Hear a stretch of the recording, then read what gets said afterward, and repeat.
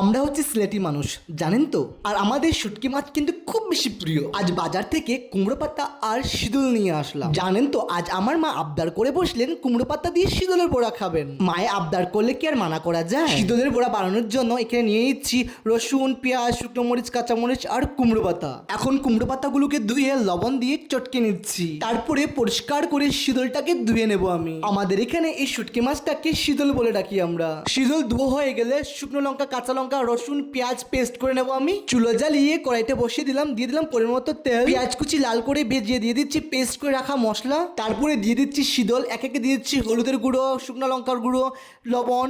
এখন ভালো করে কষিয়ে বানিয়ে নিব শিদলের চাটনি। প্রথমে আমি কি সুন্দর শীতল চাটনির গন্ধ বেরোচ্ছে। শীতল চাটনি পুরো হয়ে গেছে আমার। এখন কড়াই থেকে নামিয়ে নেবো আমি শীতল চাটনি। তারপরে এই যে কুমড়ো পাতাগুলো লবণ দিয়ে চটকে রেখেছিলাম, ওইটাতে আমি পুরো ভরে দিচ্ছি শীতলের পুরগুলো কুমড়ো পাতা দিয়ে ভালো করে প্যাক করে নিচ্ছি আমি। একে একে সবগুলো শীতলের বড়া করে নিলাম আমি। এখন শীতল বড়ার জন্য আমি ব্যাটার বানাবো।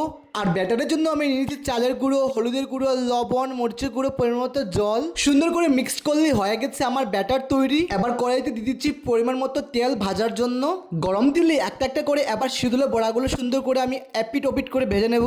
ভালো করে ডিপ ফ্রাই করে নিচ্ছি আমি। এবার হয়ে গেল আমার শীতলের বড়া। দেখুন কি সুন্দর একটা কালার হয়েছে। হয়ে গেল আমার শীতলের বড়া কুমড়ো পাতা দিয়ে। আশা করি কুমড়ো পাতা দিয়ে শীতলের বড়ার ভিডিওটা আপনাদের সকলের অনেক ভালো লেগেছে।